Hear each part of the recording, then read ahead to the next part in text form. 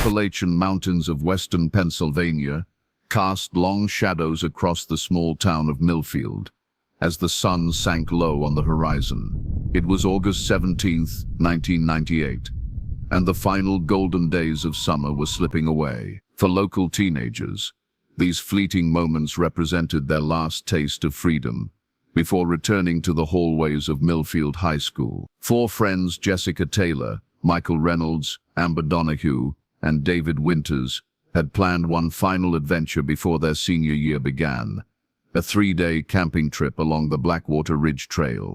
They never returned. The weathered case file on Detective Leonard Mercer's desk had collected dust for decades, its manila edges frayed and yellowed with time. Black and white photographs of 4 smiling teenagers were paperclipped to the inside cover, their faces frozen in time. They would forever be 17 years old in those images, forever on the cusp of adulthood, dreams still intact. Now, in 2023, their case was about to take an unexpected turn. 25 years after the disappearance that shook the small community to its core, a wildlife researcher's hidden trail camera had captured something disturbing in the remote section of forest where the teenagers had vanished. The grainy night vision footage showed a shadowy figure moving through the trees, carrying what appeared to be an old backpack, one that matched the description of Jessica Taylor's missing bag. The footage arrived on Detective Mercer's desk on the exact 25th anniversary of the teen's disappearance. Some might call it coincidence, others something more sinister. But for Mercer, who had been a rookie officer during the original investigation, it represented something else entirely. The possibility of finally answering the question that had haunted Millfield for a quarter-century. What happened to the Blackwater Four? Summer 1998 was unseasonably hot in Millfield, the kind of stifling heat that made the air shimmer above the pavement and drove residents to seek relief in the cool waters of Lake Millfield, or beneath the dense canopy of the surrounding forest. For the 4 teenagers planning their excursion, the thick woods offered a welcome escape from the sweltering temperatures. Jessica Taylor was the organizer of the trip. The daughter of the local hardware store owner, she had grown up hiking these trails with her father, who had instilled in her a deep respect for the wilderness. Her journal, recovered from her bedroom after the disappearance, detailed the supplies she planned to bring: a Swiss Army knife, waterproof matches, a compass, trail maps, and her prized Nikon camera, a graduation gift from her parents. Jessica was an aspiring photographer who documented everything, filling albums with snapshots of her friends and their adventures together. Michael Reynolds was the athlete of the group, captain of the track team. He had a scholarship waiting for him at Penn State, his duffel bag, packed and ready on his bed when investigators searched his home, contained a worn copy of Jack London's Call of the Wild and a small velvet box with a silver bracelet inside, a gift he had planned to give to Jessica during the trip, according to his best friend. Rumors around school suggested he and Jessica had grown closer over the summer, though both had kept their relationship private. Amber Donahue was the valedictorian, already accepted to Columbia University with dreams of becoming a journalist. Her backpack, also found in her room, contained a leather-bound journal where she'd been documenting what she called the summer of final firsts. Their last summer together before college scattered them across the country. She had borrowed her father's Pentax K1000 camera to capture their camping trip, planning to develop the photos herself in the school's darkroom when they returned. David Winters was the newest addition to their circle, having moved to Millfield just a year earlier. Quieter than the others, he had bonded with the group over a shared love of 90s alternative music and hiking. His room revealed an interest in geology. Various rock samples were meticulously labeled and displayed on his shelves. His mother told police he had been especially excited about exploring the limestone caves near Blackwater Ridge, mentioning a secret spot he wanted to show the others. On August 17, 1998, the 4 friends met at the Taylor's house at 6 a.m. Jessica's father, Robert Taylor, recalled helping them load their gear into Michael's 1992 Ford Explorer. He remembered giving them a final safety lecture: stay on marked trails, always keep the emergency whistle handy, and check in via the payphone at Ranger Station 3 when they reached their first campsite. They were laughing and joking around, Robert Taylor told investigators. Jessica promised they'd be careful. That was the last time I saw my daughter. The teenager's intended route was documented in the trail registration log at the Blackwater Ridge trailhead. They planned to hike 8 miles to Copper Lake on day 1, another 6 miles to Serpent's Ravine on day 2, and then loop back to the trailhead on day 3. It was a moderate hike, one that Jessica had completed twice before with her father. The last confirmed sighting of the 4 teens came from Park Ranger Thomas Grayson, who encountered them at approximately 10:30 a.m. near the 2-mile marker. They seemed in good spirits, well prepared, Grayson noted in his statement. The tall boy, Michael, I think, asked about the weather forecast. I told them we were expecting clear skies, maybe some light rain on Tuesday night, nothing to worry about. What happened after that encounter remains the central mystery of the case. The first sign that something was wrong came when the teenagers failed to check in from the ranger station on Monday evening as promised. Robert Taylor wasn't immediately concerned. Cell phone reception was non-existent in the remote wilderness, and he reasoned they might have decided to camp farther along the trail.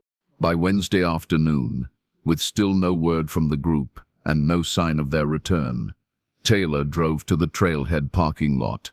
Michael's Ford Explorer was still there, covered in a light layer of dust. Taylor immediately contacted the Park Service, and by nightfall, a search party had been assembled. The search for the Blackwater Four, as they would come to be known, was one of the largest in Pennsylvania history. Over 200 volunteers combed the dense forest. Park rangers, state police, and even FBI agents descended on the small town. Helicopters equipped with thermal imaging cameras buzzed overhead, while trained search dogs followed scent trails that seemed to lead nowhere. 5 days into the search, rangers discovered the remains of a campsite near Copper Lake. A blue north-face tent, confirmed to be Jessica's, had been set up properly, with 4 sleeping bags arranged inside. The teenagers' backpacks were found stacked neatly by the entrance. Amber's journal contained an entry from Monday night, describing their first day on the trail, made it to the lake just before sunset. Jay took amazing photos of the light on the water, and caught 2 trout for dinner. Is trying to convince us to explore some caves he found nearby tomorrow instead of continuing to Serpent's Ravine. Might be fun to go off trail for a bit. The campsite showed no signs of struggle or disturbance. A small fire pit contained the cold ashes of their last fire. Breakfast preparations had been started. An aluminum pot filled with oatmeal sat on the portable camp stove, never heated. 4 metal mugs were arranged around the cold fire pit, waiting for morning coffee that was never brewed. It was as if the 4 teenagers had simply vanished into the morning mist. The only possible clue came from Jessica's camera, found in her backpack. The film, when developed, showed typical hiking snapshots. Selfies of the 4 friends at the trailhead, panoramic views of the forest, a close-up of a deer they had spotted. The final 3 photos were taken at dawn on Tuesday morning, misty shots of Copper Lake, with long shadows stretching across the water. The very last photo showed something unusual. The dim entrance to what appeared to be a cave or crevice in a limestone cliff, partially hidden behind a curtain of vines. Scrawled in Jessica's handwriting on the back of the photograph was a single word: whispered. The disappearance of the Blackwater Four dominated national headlines for weeks. America's Most Wanted featured a segment on the case. Theories ranged from the plausible they had gotten lost exploring an unmapped cave system, to the outlandish they had been abducted by a cult or fled to start new lives. For the families and the community of Millfield, the not knowing was a wound that never healed properly.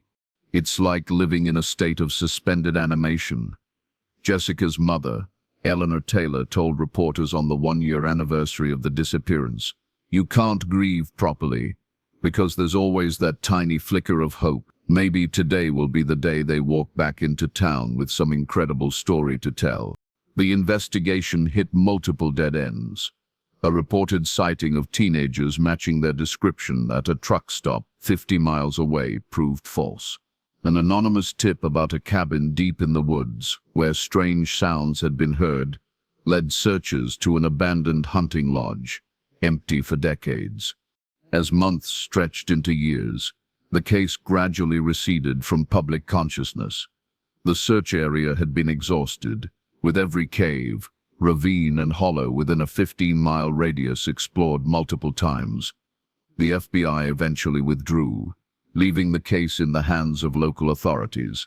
Detective Leonard Mercer, then a 26-year-old patrol officer, had been one of the original searchers. Something about the case had gotten under his skin, the strange feeling of incompleteness, the sense that they were all missing something obvious. Over the years, he would return to the case file during quiet moments, poring over witness statements and search reports. 4 healthy teenagers don't just evaporate, he often said to colleagues. Something or someone took them, and whatever it was, it didn't leave a trace. As the investigation stalled, rumors filled the vacuum. Millfield was the kind of small town where everyone knew everyone else's business, where gossip spread like wildfire through church pews and grocery store aisles. Some rumors centered around David Winters, the newcomer to the group. His family had moved to Millfield from Seattle, following his father's sudden death, a suicide, according to court records that eager amateur sleuths uncovered. David had been the one to find his father's body. Some wondered if the trauma had affected him more deeply than anyone realized. David's interest in the cave systems of Blackwater Ridge became the focus of particular speculation. His geology teacher, Martin Holloway, told investigators that David had been fascinated by local legends about the caves. He asked me once if I believed in places where the barrier between worlds was thinner, Holloway recalled. It was an odd question, but David was an imaginative kid. He talked about wanting to find what he called the Whispering Cave, some local legend he'd read about. This statement took on new significance when considered alongside Jessica's final photograph with its cryptic notation. The legend of the Whispering Cave was vague and inconsistent, the kind of local folklore that shifts with each telling. Some versions described it as a place where you could hear the voices of the dead. Others claimed it was a sacred site for Native American rituals. The more prosaic explanation came from an elderly park ranger who said the name simply referred to the unusual acoustics of a particular limestone cavern, where even the slightest breeze created sounds resembling hushed voices. Whatever the truth behind the legend, the cave itself was never located by searchers. Geologists brought in to consult on the case suggested that the extensive limestone formations in the area could contain unmapped cave systems, potentially miles long, with entrances that might be concealed by vegetation or accessible only through underwater passages. This theory that the teenagers had entered a cave system and become lost or trapped became the most widely accepted explanation. It offered a sliver of comfort to the grieving families, suggesting their children had died quickly, perhaps from hypothermia or drowning, rather than suffering a more violent fate. Not everyone accepted this theory. However, Michael Reynolds' father, a former Marine, maintained that his son was too experienced outdoors to make such a fatal mistake. Michael knew the first rule of being lost: stay put, he insisted. If they'd gotten trapped or injured, they would have waited for rescue. Someone would have found them. Another theory emerged when investigators discovered that Amber Donahue had been receiving strange letters in the weeks before the disappearance. The letters, found hidden in a shoebox under her bed, contained bizarre rambling texts about the forest's secret heart and voices that call from the deep places. They were signed simply, "An Admirer." Handwriting analysis proved inconclusive, and no fingerprints were recovered from the paper. The letters added a disturbing dimension to the case, suggesting the possibility that the group had been lured into the woods by someone with sinister intentions. This theory gained traction when authorities learned of 3 similar disappearances in the broader Appalachian region during the 1970s and 80s, all involving young people who vanished while hiking, leaving behind properly established campsites with no signs of struggle. None of those earlier cases had been solved. As the investigation continued to stall, tensions in Millfield escalated. Anonymous accusations appeared as graffiti on walls. Families, once united in grief, turned against each other as suspicions festered. The annual memorial service for the Blackwater Four became increasingly sparsely attended as the community struggled to move forward. By 2003, 5 years after the disappearance, the case had gone cold. The families had held a joint memorial service, stopping short of declaring their children dead, but acknowledging the need for some form of closure. 4 empty caskets were lowered into the ground in Millfield Cemetery, a symbolic burial for children who had never come home. Life in Millfield gradually returned to a fragile normalcy. The story of the Blackwater Four became something parents whispered to keep their teenagers from wandering too far into the woods. The trail where they had vanished was officially closed, though thrill-seeking teenagers occasionally ventured past the restricted area signs, daring each other to spend a night near Copper Lake. Detective Leonard Mercer, meanwhile, rose through the ranks of the Millfield Police Department. He kept a map of Blackwater Ridge on his office wall, marked with colored pins representing search areas, possible cave entrances, and the last known location of the 4 teenagers. Colleagues learned not to mention the case around him, recognizing the haunted look that came into his eyes whenever it was discussed. Then, in early 2023, as Mercer approached retirement, an unexpected development breathed new life into the cold case.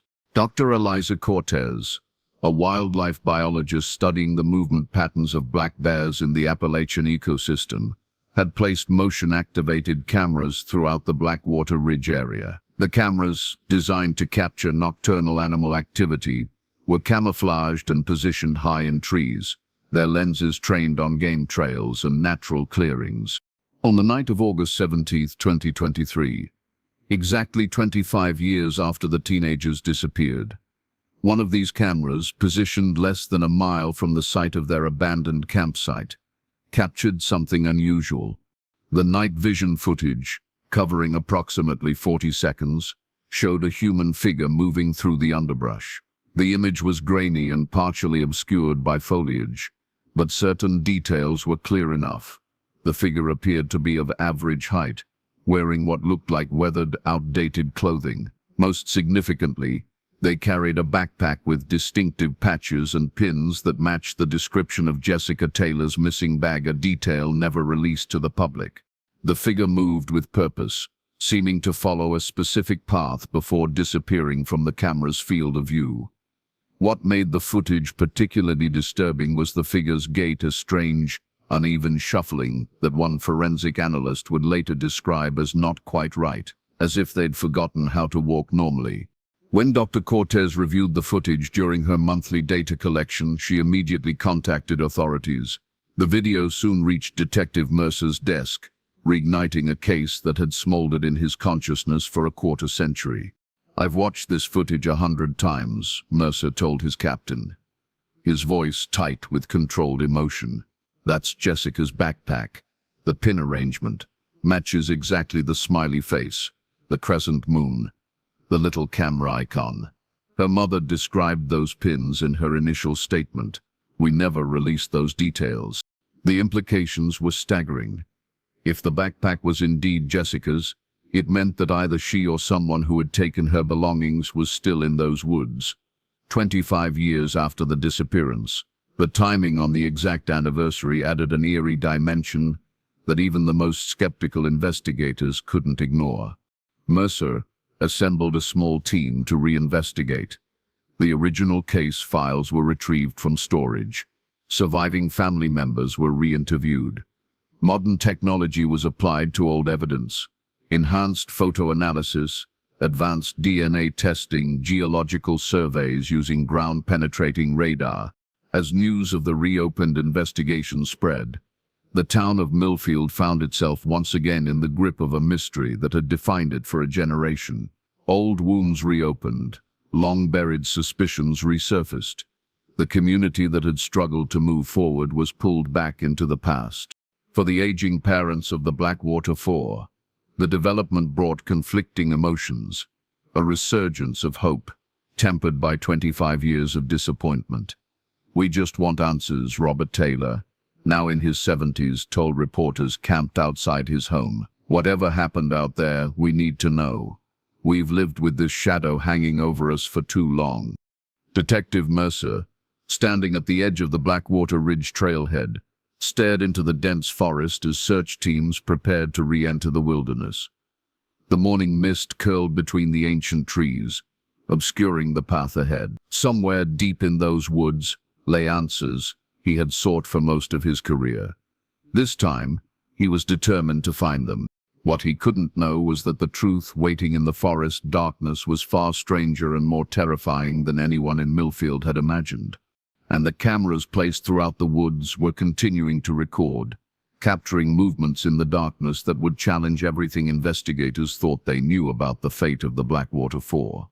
This time, however, he had something he'd never had before. Evidence that someone or something was still moving through these woods, carrying Jessica Taylor's distinctive backpack. The search team assembled for this renewed investigation represented the culmination of decades of technological advancement. Drones, equipped with thermal imaging cameras, hovered above the canopy, mapping the terrain in precise detail. Ground-penetrating radar units scanned for underground anomalies that might indicate cave systems or disturbed Earth. Forensic anthropologists walked alongside wilderness experts, while a team of digital analysts remained at the command post, processing data in real time. Dr. Eliza Cortez had expanded her network of trail cameras, positioning 30 additional units throughout the search area. Each camera was equipped with enhanced night vision capability and satellite uplink, transmitting images to the command center as they were captured. If the mysterious figure appeared again, they would know immediately. "We're not just looking for 4 teenagers anymore," Mercer told his team during their final briefing. "We're looking for whoever's been out there all this time, carrying Jessica's backpack." The words hung in the air, giving voice to a hope that most had abandoned decades ago. The parents of the missing teenagers, those who were still living, had gathered at the command center, their faces a complex map of emotions, hope warring with dread, the desperate need for answers tempered by fear of what those answers might reveal. For Eleanor Taylor, Jessica's mother, the reappearance of her daughter's backpack had reignited a familiar agony.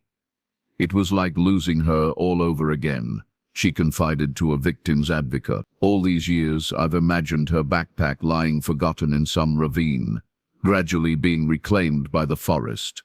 But knowing someone has been carrying it all this time, it feels like a violation." As the search began in earnest, Mercer found himself dwelling on details from the original case that had never quite fit the prevailing theories.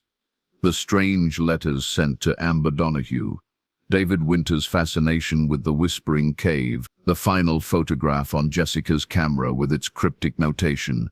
Each piece seemed to hint at something larger, a pattern just beyond his grasp.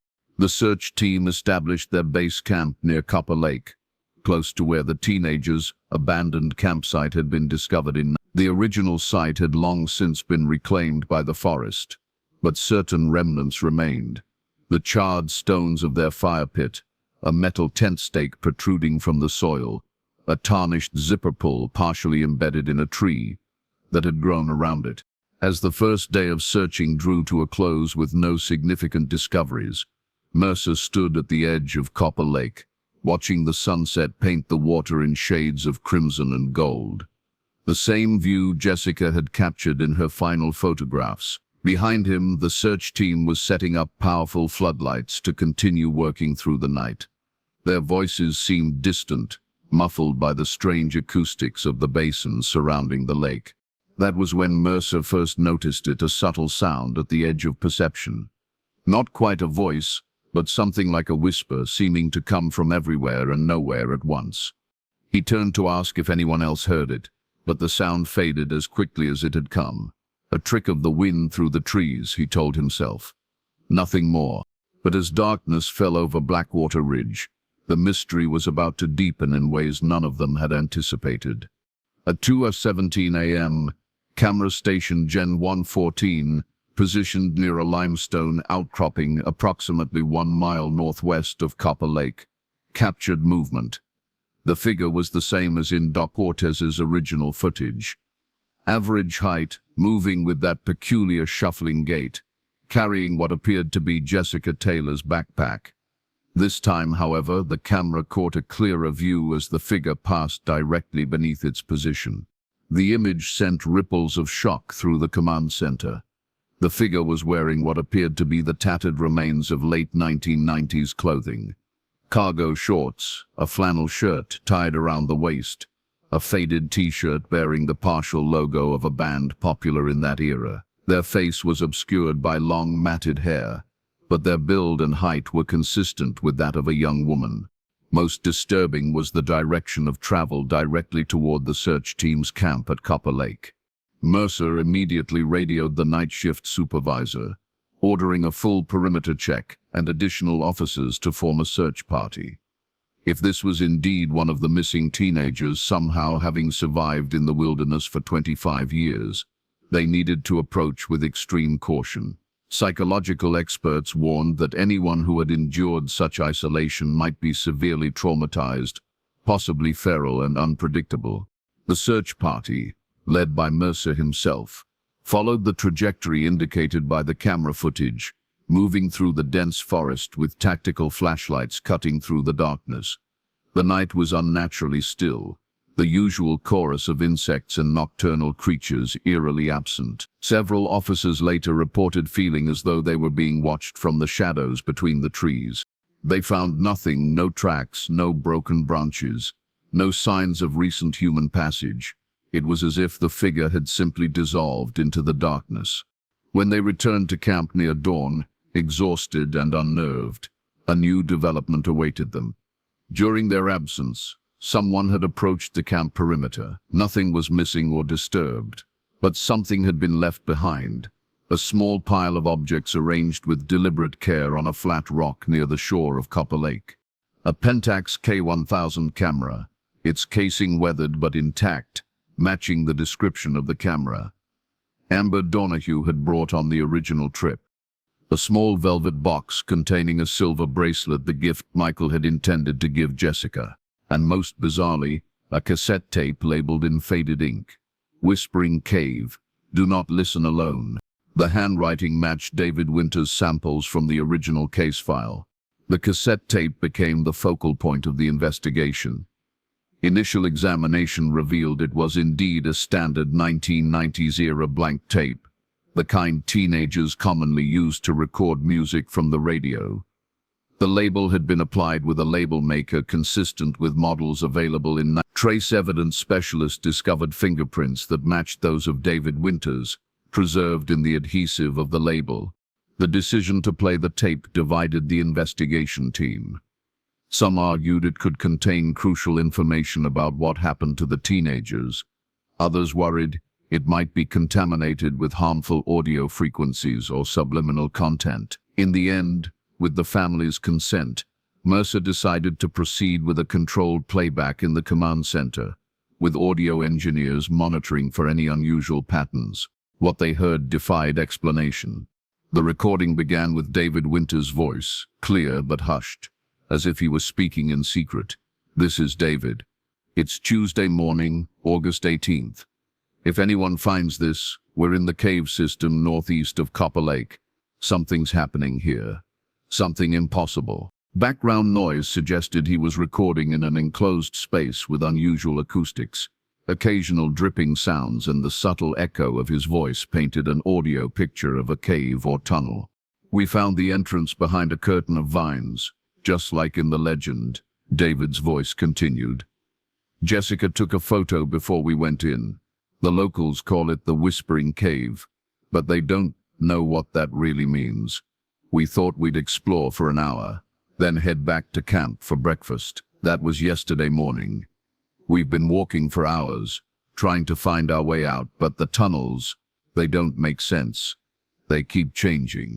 At this point, another voice identified by her parents as Jessica Taylor spoke in the background, too distant to make out clearly. David responded to her, his voice moving away from the recorder momentarily before returning. The deeper we go, the stronger the whispers get. They're not echoes. They're not the wind. They're voices, saying our names, leading us further in. Amber thinks they might be some kind of infrasound phenomenon causing auditory hallucinations. But Michael and we think they're something else, something older than the caves themselves. The quality of the recording deteriorated as David continued, static increasingly obscuring his words. The background whispers he described became audible on the tape, an indecipherable murmuring that audio analysts would later confirm was not simply cave acoustics or tape degradation, but actual vocalization patterns that didn't match any of the four teenagers' voices. "We found something down here," David's voice continued, now tinged with a mixture of awe and fear. "A chamber with walls that seem to shift when you're not looking directly at them, and marking symbols carved into the stone that Jessica says don't match any known Native American or settler carvings. They look ancient, but somehow pristine, like they were carved yesterday." The recording captured the sound of movement, footsteps on stone, then Jessica's voice, clearer now. "The light doesn't behave normally in here. Our flashlights don't cast shadows the way they should." David's voice returned, now more urgent. "Something's happening to time down here. My watch stopped at 10:47 yesterday morning, but Amber's keeps running backward in sporadic bursts. Michael's compass spins in complete circles. We've been trying to mark our path with chalk, but the marks disappear after we pass. It's like the cave is alive somehow, changing around us." More static followed, and when David's voice returned, it was different, strained, almost feverish. "The whispers are getting louder. They're not threatening. They're inviting. Promising something. Knowledge, maybe. Or passage to somewhere else. Michael thinks we should keep going deeper. Follow them to the source." Jessica disagrees. She and Amber want to try another passage that might lead back to the surface. "We're splitting up. I'm going with Michael toward the whispers. Jessica and Amber are heading back. If they make it out, they'll get help. If we find what's down here, I'll try to record it." The tape continued for another 30 seconds, capturing only the sound of footsteps receding and the increasingly loud whispering in the background voices that seemed to be speaking words, just below the threshold of comprehension. Then, abruptly, the recording ended. The cassette tape transformed the investigation. What had been a missing persons case, albeit a mysterious one, now veered into territory that challenged rational explanation. Geologists and spelunking experts were brought in to identify potential cave systems in the area, while audio specialists worked to enhance and analyze the whispering captured on the tape. Mercer, a man grounded in concrete evidence and logical deduction, found himself struggling to reconcile the recording with his understanding of reality. "We're missing something," he insisted during briefings. "There's a rational explanation for all of this. We just haven't found it yet." But as the search expanded and more evidence emerged, the case continued to defy conventional understanding. 3 days into the renewed investigation, another trail camera captured the figure with Jessica's backpack. This time, they were accompanied by a second individual, taller, moving with the same unnatural gait, carrying what appeared to be geological equipment, consistent with what David Winters had brought on the original trip. Most disturbing was the direction of their movement. They appeared to be circling the search area, always just beyond the reach of the search teams, leading them deeper into the wilderness. On the 5th night, several search team members reported hearing whispers after dark, voices that seemed to call their names from the dense forest beyond the camp perimeter. The following morning, those same officers discovered their wristwatches had stopped simultaneously at 10:47 p.m. the same time David's watch had reportedly stopped in the cave 25 years earlier. As the search approached its second week, pressure mounted from both the families and law enforcement leadership to produce concrete results. The operation was expensive, pulling resources from multiple agencies, and the bizarre nature of the evidence was beginning to attract unwanted attention from sensationalist media outlets and amateur paranormal investigators. The breakthrough came from an unexpected source.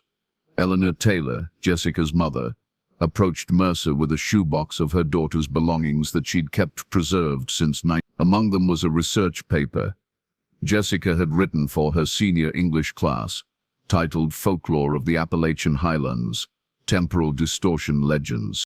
The paper explored regional myths about places in the wilderness where time flowed differently, caves, hollows, and ravines where, according to local legend, people had entered and emerged days, weeks, or even years later, believing only hours had passed. Jessica had collected these stories from elderly residents of Millfield and surrounding communities, documenting similarities between accounts spanning over a century. One section focused specifically on the Whispering Cave. Multiple accounts described the cave as a place of slippage between normal time and something else. The whispers, according to Thomas Miller, aged 93, are the voices of those caught between moments, neither here nor there, calling to pull others across the threshold. Miller's grandfather claimed to have entered the cave as a young man in 1879 and emerged 3 days later, though he insisted only an hour had passed. His pocket watch, passed down through the family, reportedly still runs backward occasionally. Jessica's paper included a hand-drawn map compiled from various local accounts, showing the approximate location of the cave entrance corresponding almost exactly with the area where the trail cameras had captured the mysterious figures. Armed with this new information, Mercer reorganized the search, concentrating resources on the area indicated in Jessica's research. Ground-penetrating radar identified a network of limestone caves extending deep beneath the forest floor, portions of which showed unusual electromagnetic anomalies that the technicians couldn't explain. On day 12 of the search, as teams prepared to begin a systematic exploration of the cave system, Dr. Cortez's cameras captured their most disturbing footage yet. 4 figures moving together through the pre-dawn forest, heading directly toward the command center. Their movements were synchronized, unnatural, the same shuffling gait observed in earlier footage, but now performed in perfect unison, though their faces remained obscured by the darkness and the poor quality of night vision recording. Their builds and heights matched those of the 4 missing teenagers. They carried no backpacks this time, no equipment. Instead, each held what appeared to be a small glowing object that the cameras couldn't properly resolve, something that emitted light but cast no illumination on the surrounding forest. The figures stopped at the exact perimeter of the search area, standing motionless among the trees, just beyond the reach of the floodlights. They remained there for 17 minutes, as if observing the camp, before retreating into the darkness in formation. By the time Mercer organized a pursuit team, they had vanished completely. No tracks, no broken vegetation, no heat signatures detectable by thermal imaging. On the morning of day 14, as federal officials were discussing terminating the increasingly costly search, Mercer made a unilateral decision, taking only Doc Cortez and 2 experienced cave rescue specialists. He set out for the suspected cave entrance, leaving word that they would return by nightfall. The small team found the entrance exactly where Jessica's research had indicated, a narrow fissure in a limestone cliff, partially concealed behind a curtain of thick vines. The opening matched the one captured in Jessica's final photograph from night. As they prepared their equipment for entry, Dr. Cortez set up one final camera to record their exploration. The 4 entered the cave at 10:22 a.m., carrying state-of-the-art spelunking gear, communications equipment, and enough supplies for a 12-hour expedition. They never emerged. At 10:47 p.m., 12 hours and 25 minutes after their entry, the camera Dr. Cortez had positioned outside the cave captured a final piece of footage before its battery died. The 4 figures seen previously now exited the cave entrance, moving with their characteristic unnatural synchronization. As they passed the camera, one turned toward it, and for a brief moment, the night vision captured a clear view of their face. It was Leonard Mercer, but not as he had entered the cave that morning. His face was gaunt, weathered by what appeared to be decades rather than hours.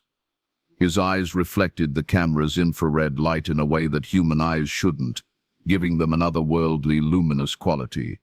Behind him, the other three figures paused, waiting. Though their faces remained in shadow, their postures suggested an inhuman patience, as if time held no meaning for them. Mercer stared directly into the camera for several seconds before raising his hand in what might have been a warning or a farewell. Then, as one, the four figures turned and walked into the forest, disappearing among the ancient trees. When the search team discovered the camera the following morning and viewed its footage, they immediately launched a massive search for Mercer and his companions. Every available resource was deployed, including military thermal imaging equipment and search dogs. They found nothing. No bodies, no equipment, no evidence that Leonard Mercer, Eliza Cortez, or the two cave specialists had ever entered the wilderness. The only trace was Mercer's service weapon, found just inside the cave entrance alongside the team's abandoned modern equipment. Next to it lay 4 backpacks, weathered by decades of exposure, the original packs belonging to Jessica Taylor, Michael Reynolds, Amber Donahue, and David Winters, and a single cassette tape, unlabeled and seemingly new. When played, the tape contained only 72 seconds of recording, the sound of whispering voices, speaking in perfect unison, delivering a message that continues to baffle investigators. Time is not a line, but a circle. The forest remembers. We are still here, still 17, still walking these paths. When the threshold thins again, we will return. Look for us in 25 years, when the barrier weakens once more. The case of the Blackwater Four remains officially unsolved. The cave entrance has been sealed with concrete and steel. The surrounding area declared permanently off-limits by federal authorities. The families of the original missing teenagers, along with those of Leonard Mercer and his team, continue to seek answers that may never come. Yet hikers in the Appalachian wilderness occasionally report glimpses of figures moving through the distant trees at twilight. Some claim to hear whispers calling their names when they venture too close to certain limestone outcroppings. Park rangers have discovered campfires, seemingly freshly extinguished, in areas where no camping permits have been issued. And every 25 years, locals say, the whispers from the sealed cave grow louder, as if something is waiting patiently for the next threshold, the next crossing, the next disappearance. The forest of Blackwater Ridge keeps its secrets, and somewhere within its ancient depths, 8 souls walk between moments, neither fully here nor there, listening to the whispers that only they can understand.